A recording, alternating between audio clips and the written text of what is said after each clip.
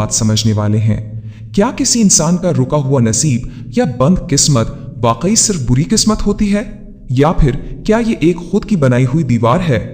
इस अहम सवाल को हम तारीख के अजीम सूफी बुजुर्ग शेख अकबर इब्ने अरबी के तसव्वुफ और उनके फलसफे की रोशनी में देखेंगे। देखिए, हम सभी जिंदगी में कभी ना कभी इस दौर से गुजरते हैं जहां लगता है कि तमाम दुआओं और कोशिशों के बावजूद रास्ते बंद हैं। एक अजीब सी बंद गली का एहसास होता है।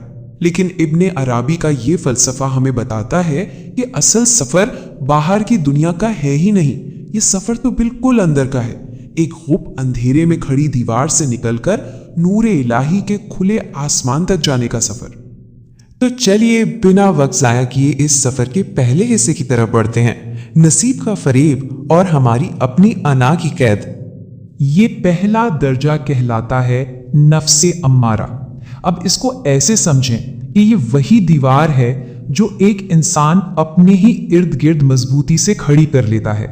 इस सतह पर रूह एक ऐसी अंधेरी जगह पर कैद होती है जहां सिर्फ अदना ख्वाहिशात का राज होता है। सबसे खतरनाक बात क्या है, वो ये कि कोई भी गलती करने के बाद अंदर से दुख या पछतावे की रत्ती भर आवाज नहीं आती। और सच पूछिए तो यही वो असल अंधेरी दीवार है जिसे अक्सर बंद नसीब समझ लिया जाता है। लेकिन फिर एक वक्त आता है जब इस घंघोर अंधेरे में रोशनी की एक किरण फूटती है। हम दाखिल होते हैं दूसरे मरहले में, जो है ज़मीर की बेदारी। इसे कहते हैं नफ्से लवामा। ये रूहानी सफर का एक बहुत ही अहम टर्निंग पॉइंट है। होता यह है कि जब कोई गलती सरजद होती है तो अचानक ज़मीर जाग उठता है। एक अंदर की आवाज बेचैन करती है, मुजामत करती है और साफ बताती है कि देखो ये अमल गलत था। ये वो मकाम है जहां हमें पहली बार अपनी खामियों का एहसास चुभने लगता है।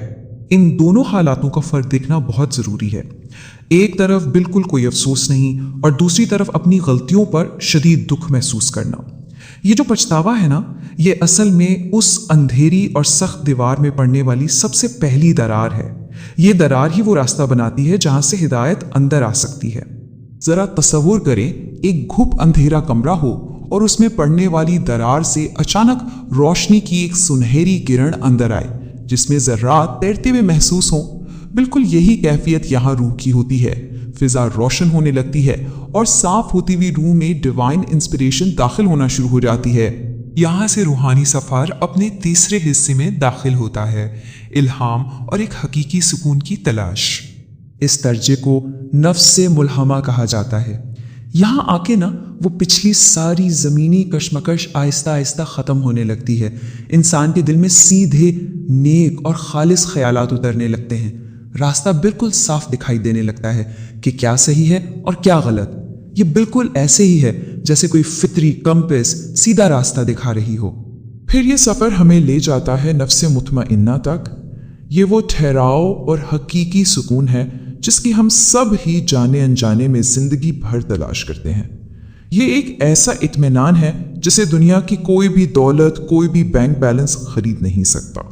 इस कैफियत को इस खूबसूरत कुरानी हवाले से बेहतर शायद ही कोई चीज़ बयान कर सके, जहाँ फरमाया गया, ए इत्मीनान पा लेने वाली रूह। जब इंसान इस दर्जे को पा लेता है तो यकीन मानिए बन नसीब की वो पुरानी अंधेरी दीवार मुकम्मल तौर पर चुकना चूर हो जाती है और उसकी जगह एक सुनहरी रोशनी फैल जाती है। दीवार गिर चुकी है, आसमान खुल चुका है, तो अब अगला हिस्सा शुरू होता है, रजा और तस्लीम की बुलंदियां। इसे कहते हैं नफ्से राजिया। इस इंतहाई बुलंद दर्जे पर पहुंचकर इंसान हर हाल में राजी रहना सीख जाता है। जिंदगी में खुशी आए या कोई बहुत बड़ा गम, अंदर एक गहरा सुकून कायम रहता है।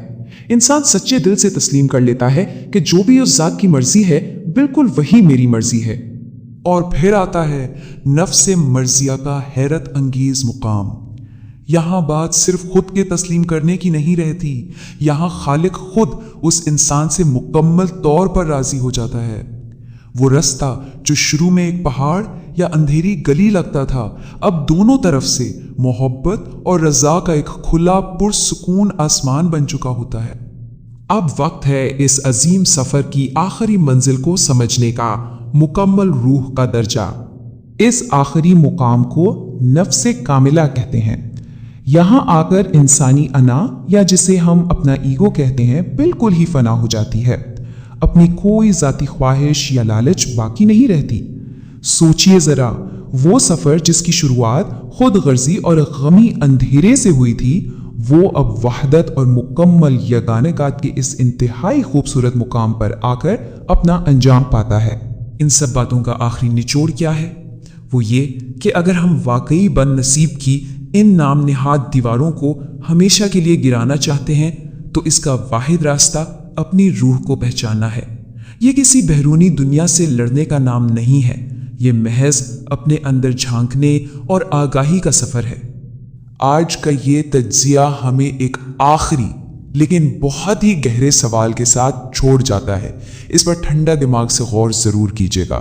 اس پہلی اندھیری دیوار سے لے کر اس آخری سنہرے آسمان تک کے سفر میں اگر آج پوری حقیقت پسندی اور ایمانداری سے اپنا جائزہ لیا جائے تو دراصل ہماری روح اس وقت ان میں سے کس مقام پر کھڑی ہے؟